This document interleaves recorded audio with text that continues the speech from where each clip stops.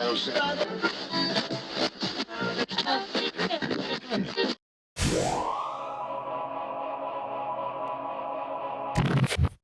and welcome back to another review video with me, Peter, from the Superior Comic Show. Shameless plug of the t-shirt. So today we're going to be doing a quick review of a book that really drew me in and really captured a lot of kind of Irish kind of fantasy.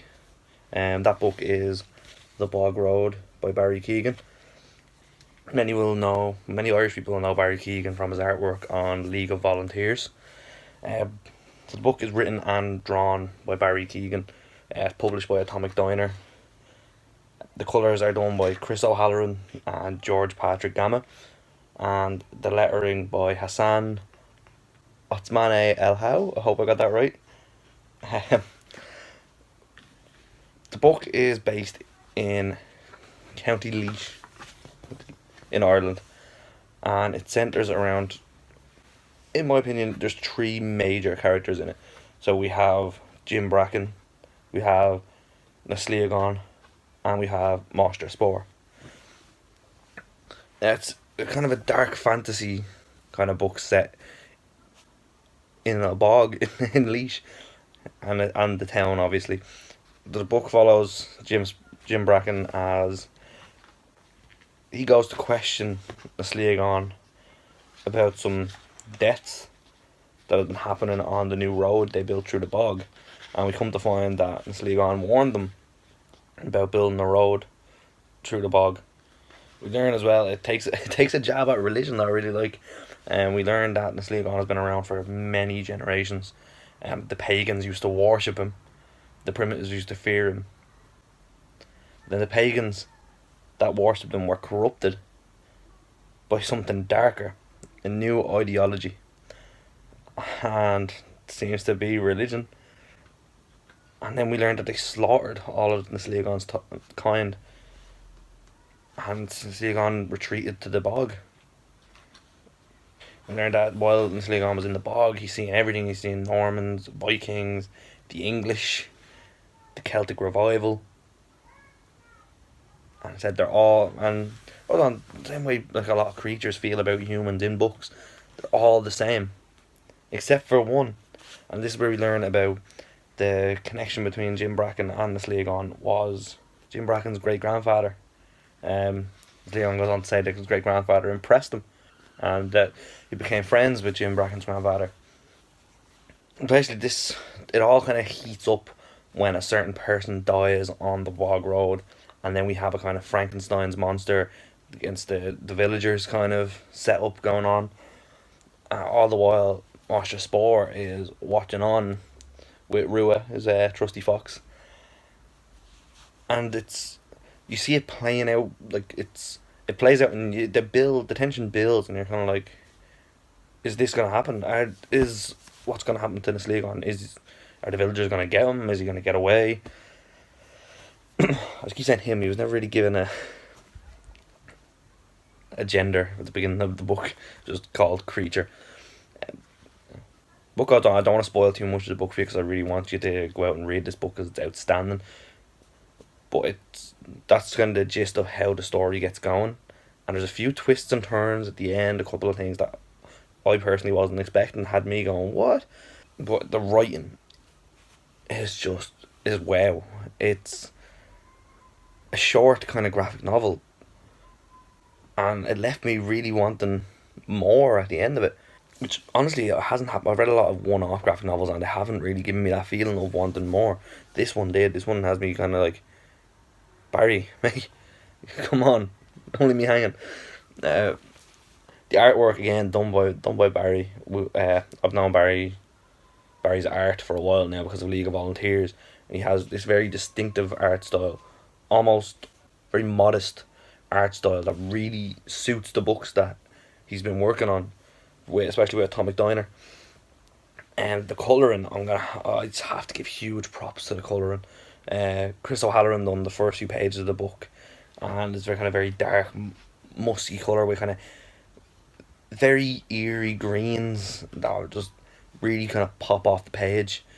And then for the rest of the book, we had George Patrick Gama on the colouring, and you can see the slight change with their colouring styles. It's not so much that it throws you off; it's enough to kind of segue from one colourist into the next. But you can see his distinctive art style. He works, whereas in my opinion, Chris O'Halloran was beautiful with the greens. We see George Patrick Gama with his shades of purple and shades of dark blue and those kind of colours, and he really works them in beautifully into the book.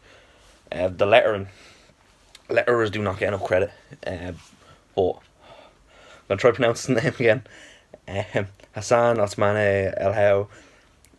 Props, big props, man. That the lettering is beautiful. It's very Celtic. It suits the book style. The it's the right words are bolded at the right times, and the placement is perfect. His lettering really complements Barry's writing style, and throughout the book, it's almost like this Spider-Man Human Torch team up. You know what I mean? It's just they're both suited so well for each other to be in a team up. And then with, again, as I mentioned, the colorists in there as well. The whole team. This is the Avengers of Irish comics, right here in front of me. This is the team knocked it out of the park with this. Now I heard Barry. He was on Michael and Benjamin's podcast recently. Shout out to Michael and Benjamin. Great guys, great podcast. Go check it out. Go check out their YouTube channel. They usually comment on our videos, so you'll find them easy enough. But yeah, I heard Barry on Michael and Benjamin's podcast, and seems like such a gentleman, such a lovely bloke, such dead sound, as we say in Ireland. And I'd love to get him on our show if that's a possibility in the future, Barry. If you're watching this, you probably aren't, but we'd love to have a slight interview with you. We're gonna ride on Michael and Benjamin's coattails. Maybe we'll even get you a T-shirt. Yeah, all the final say I have on this book. Again, I don't want to go into too much detail because you guys need to read this. This book is outstanding. This is top tier Irish comic writing and Irish comic artistry.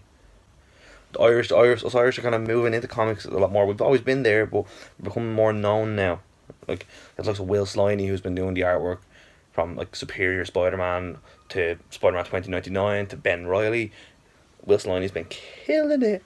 Then you have like Stephen Byrne, who his artwork, just check him out on Instagram, his artwork is outstanding. And then we have Barry Keegan. We also have Rob Curley, who wrote League of Volunteers that Barry done the artwork for. Irish comic scene is not one that gets talked about enough, even though we have integrated so well into the industry.